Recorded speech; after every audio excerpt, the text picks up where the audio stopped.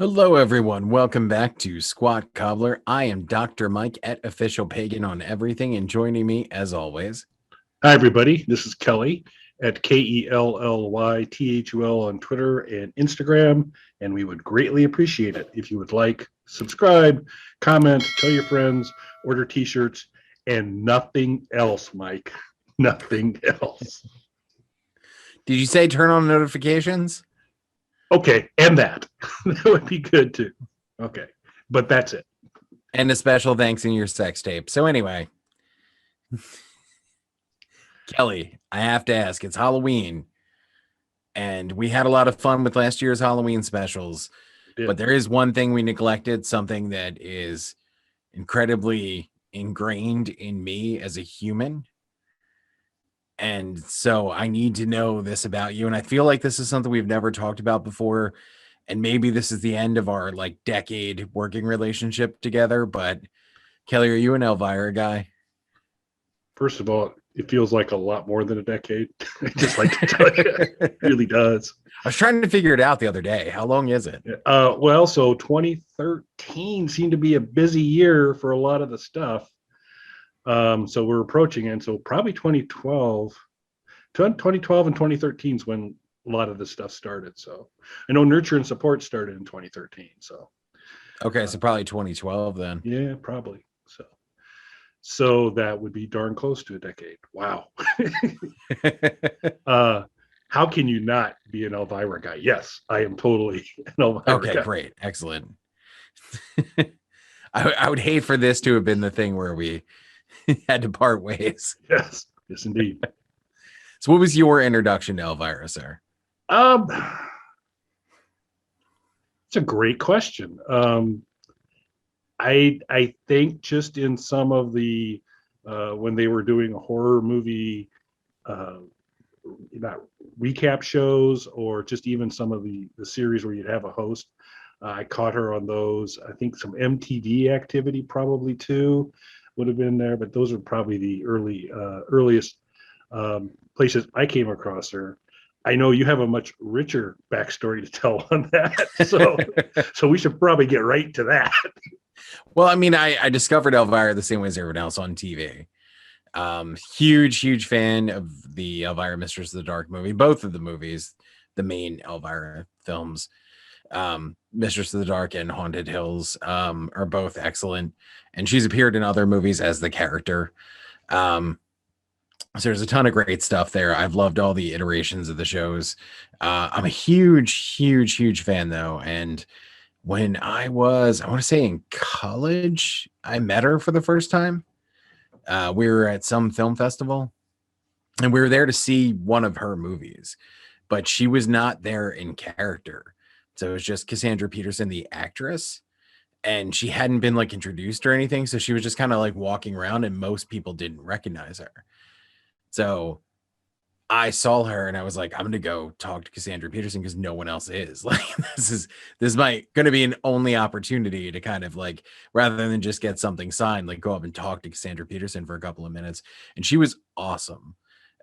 She was amazing. I was very much hey, I'm not going to bug you. I just want to say hi, big fan kind of thing. She talked to me for 20 minutes, introduced me to her then husband. We talked about movies, and it was this whole big, awesome thing. So a couple years later, I made a movie called Evil Bong. And we were working on we were getting together another project that we were working on that I was going to appear in. And we needed someone to play my mom in it. So the first person that we'd reached out to was Cassandra Peterson to do it as Elvira. Well, I'm sorry, not to do it as Elvira, but to play my mom. But I was like, Elvira should be my mom. But Cassandra Peterson to do it. Amazingly, she said yes. Unfortunately, it didn't work out though, timing wise. And ultimately that project never happened. And it's just as well, because if Cassandra Peterson can't play your mom, why even do that? So Gerald Webb played your mom, right? Yeah, so Gerald Webb played my mom. The child rearing scenes are very interesting in that project. But some more years passed. Evil Bong became very successful. I'm not saying that, pat myself on the back. That was a ton of people who worked on that, and everybody did an amazing job. I was one little part of helping make that happen, but the movie did really, really well, and it did exactly what Evil Bong was. The entirety of what I set out to do as far as filmmaking. Like, I didn't want to win awards. I didn't want to be like known as a filmmaker. I was like, I want to make a cult movie that they just churn out terrible sequels to forever. And it has all kinds of crazy merchandise and stuff like that. That's all I ever wanted, and crushed it the first time out. There's like 11 of them now. They put out new box sets every like other year. There's comic books, toys, there's Evil Bong soap that you can buy, there's a breakfast cereal. So just kept going and going. So Hulu a few years back had hired Elvira to host a series of Halloween specials for them. Evil Bong was one of the movies that she did for that. So that was amazing. So there, there was an Evil Bong hosted one, and that ended up getting released. So you could purchase that. I don't make anything extra off of that. I'm just saying it because it's amazing. So again, even though I thought I had peaked artistically, having Elvira host it just took it to that next level. And then a year or two, maybe 2 years ago, I think it was Amazon Prime did like a best of Elvira thing. And they chose that as one of the best ones to include in that repackage. And even recently, she's promoting her book. And I think it was on Joe Blow. They were doing like an interview with her, and they did like a clip section. And one of them was the Evil Bong clip. So I am insanely blessed that I'm somehow intertwined with Elvira's story in people's eyes. That's amazing. I don't care if I accomplish nothing else in my entire life. Like, that's it. That's all I needed. That's why I was put here. That was my job in life. Was to somehow, in the eyes of like 15 stoners, be somehow attached to Elvira. But I've met her a bunch of times at different like events and things like that, and she's an incredibly nice person. Yeah, I mean, that's a good story and all, but it doesn't compare to my story of I headbutted Artis Gilmore in the chest once. So I'm going to need to help Mike out here. Mike's not a sports guy. Artis Gilmore played in the ABA, way back in the ABA, the Kentucky Colonels. He then went over to the Chicago Bulls and finished his when the ABA and the NBA merged. Artis was 7'3" tall, maybe 7'2", 7 or 2 or 7'3", so big fella. And my summer job was building pontoon boats. And part of that process is you're underneath the boat and you're kind of using an air wrench to kind of connect some nuts to hold down the decking and all that kind of stuff. And there's lots of sawdust and stuff. And you wear goggles. So I'm underneath the boat. I finish doing the boat.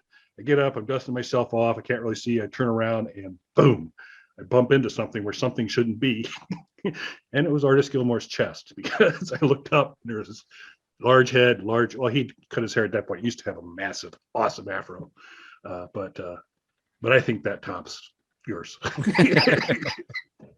Did you try and explain to him you were just trying to work out your units of measurement? Yeah, I was like, I could punch you right now. But I didn't. For anyone who doesn't know, Kelly likes to mark things within punching distance. It's like a cubit. It's very similar. But yes, yeah, I'm a huge Elvira fan. In fact, so at the time we're recording this past weekend, she just did a special. She's incredibly busy this year because her book just got published. So she hosted a live 40th anniversary special on Shudder. 40th anniversary of the character. She is 70, Cassandra Peterson, and it's the 40th anniversary of her playing the Elvira character. So she hosted that, and she's going to be hosting a thing on Netflix as well. Nice. For their existing horror properties. I guess they're just like adding little tags with her and stuff like that. So two big, special things for Halloween, plus her books out. So it really made sense for Kelly and I, Halloween time. We're both fans of her work. She's got a ton of stuff coming out right now, and the Amiga Minis coming out. Yes, indeed. So everything just seemed like it lined up to talk about Elvira, the arcade game. Now, there is a bunch of Elvira games, including pinball tables. Have you played any of these prior to us doing this? So I have played the Elvira pinball not virtually, actually. So I played Elvira pinball. I've really not been exposed to much else other than the arcade game Amiga platform. So Okay. I played the arcade game maybe like once or twice, not on Amiga, the DOS version of it when I was a kid. And I played the pinball machines quite a bit, both virtually and in person. Played them a lot as a kid in arcades and things like that. And then virtually later on, oh man, what is it called? The pinball.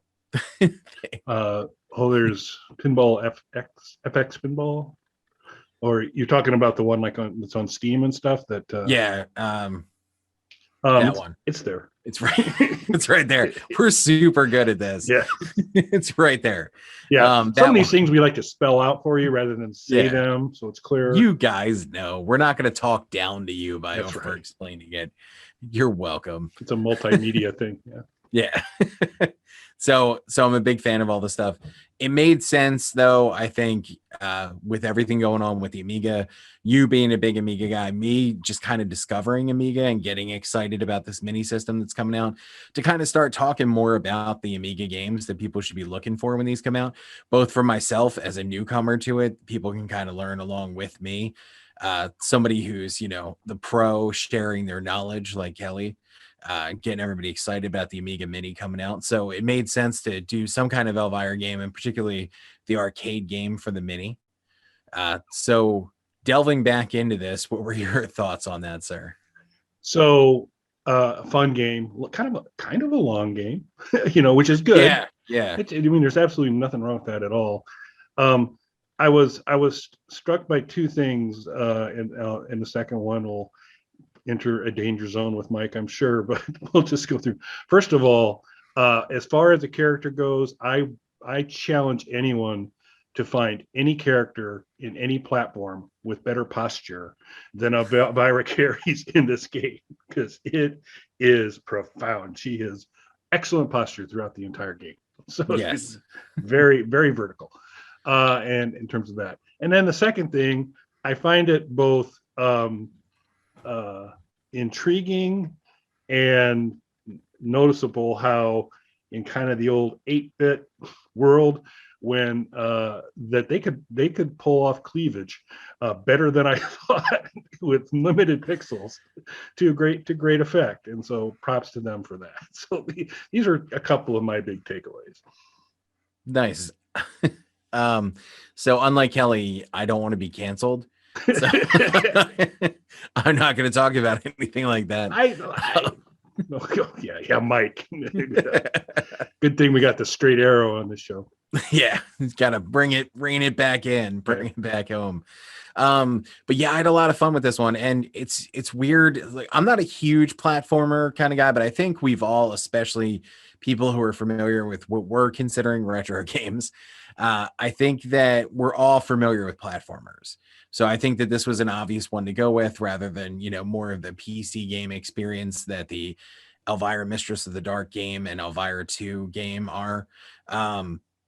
This gets you that sort of platforming feel that I feel like most people can kind of just pick up and jump into. There's a few things that make it different though. You get to choose right off the bat between two different worlds to go play your way through first. That's something that became, maybe around that time or maybe a little bit later, started to become popular because the Mario Brothers sequels started to do that, where you could kind of choose which path you wanted to start along, as long as you hit all the major things along the way. So that was kind of interesting. The mechanics of the character, and Kelly kind of touched on this a little bit, are a little odd. It's not the type of platform jumping that you're used to. And this kind of goes back to our Shaq Fu thing, as everything does, really. This kind of goes back to our Shaq Fu discussion. The characters move a little bit different in Shaq Fu, and I think that's one of the things that kind of throws you off, because you're used to that Street Fighter, Mortal Kombat, very frenetic kind of approach to it. And I think with this, it's not that the platforming mechanic is broken or there's anything wrong with it. It's just Mario kind of set a bar for that everything else copied. Just like, all the fighting games that came out, all the platforming games, everybody kind of jumps like Mario and things kind of work like Mario. Whereas in this, you're going in different directions, you're backtracking to pick up items and things like that in a way you don't typically do in a platformer. And instead of just kind of jumping from platform to platform, her jumping mechanic is more of a floating. Yeah. Like she kind of fly, like a small flight ability sort of thing. So it's a little awkward jumping into it because you think you're going to get Mario, and it's slightly different than that. But then ultimately, that's what I liked about it, is it's not just every platformer. Yeah, she has remarkable hang time in this. It's just really impressive, and it is. I mean, once you understand the game mechanic and start to play with it, you're great. You know, you're good to go, and you can do it. But it really is a little, it throws you to begin with, because you're used to, when there are these, I've got multiple little steps to jump across to kind of cross these types of things. You know, the margin for error on Mario and Another World, all these different types of things. You know when you've missed it. You're like, oh, this is not going to end well. With this one here, you've got a shot. Even if you go off and you're like, I was off a little bit, because of that hang time and your ability to kind of move her in air, you can actually kind of cruise it. You're not going to miss too many platforms, and even if you miss them, usually the consequences aren't too bad. Yeah, and I had a lot of fun with it. And one of the things I like too, it looks different than other games. Like the two worlds that you start with have a very distinctive look to them. One is a frozen sort of tundra, the other one being a burning underworld sort of motif to it. I did read, and I don't know if this is just what people are applying to it, that this is also sort of based off the Mistress of the Dark movie. They took some visual cues from it, particularly in the opening cutscene. The image of her sleeping and being startled awake and everything, that is from the movie, because I watched the special, so I just rewatched it prior to playing this game again. So like that is from that first Elvira vehicle movie. But to me, this wasn't, indicative of the movie. Like there is a movie adaptation game of this. This is more in the same world, I guess, the Elvira verse, if you want to call it that, but it's more of its own thing. Yeah, I would agree with that completely. And so which is your preferred world as far as to start off with, fire or ice? I found myself mostly starting with ice, and I don't know if it was really a preference thing or just for some reason that's what I gravitated towards. Yeah, I ended up they're both good. They're both, the general gist of the play is the same. It's just there's going to be different characters, different bosses, those types of things. Um, I ended up being Team Fire at the end, because on the ice world, one of the challengers in fire, everything's a legitimate, better be concerned about it. In ice, one of the potential things you need to deal with are large snails, which are not particularly threatening to me. So that's why I said, I think overall fire's got a better lineup of things to deal with. Although they're both, again, it's close, but that the snails kind of threw me over to Team Fire. I think, again, for me, it's kind of like going back to Mario flashbacks. Like whenever you're dealing with flames and things like that, it's like, it's a more difficult part. Let me start over here. Yeah. Fair enough. But yeah, I thought this was a really good game. Really interesting, because of everything going on with Amiga right now. I think this is one people should definitely check out when they pick up their Mini.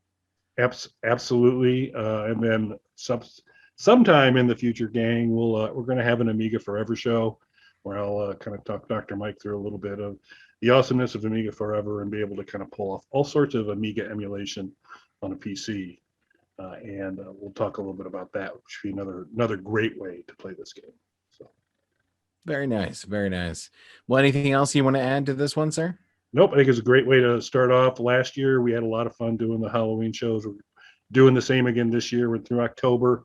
Mike and I will be talking each Friday about a game that fits the bill, and this was a great way to start. Absolutely. Well, do you have a favorite Elvira movie, sir? So I'd say the original Mistress of the Dark. I mean, how can you not? From there. So they're all enjoyable, but it's a lot of times that first one's the best one. I liked it. Yeah, Mistress of the Dark is probably my favorite, although because it's where I met Cassandra Peterson, I do kind of lean towards Haunted Hills just because of my personal connection to it more so than the movie itself. Yeah. Cool. Excellent. Well, as we mentioned at the beginning, with the exception of turning notifications on, sorry. Sure hope you folks do subscribe. Love to hear your comments. Do you have a favorite Elvira movie? Did you like this game? Were there other Elvira games you preferred overall? And we'll be back again soon to talk about more. Absolutely. Well, thanks for joining us, everyone. Thanks, everyone.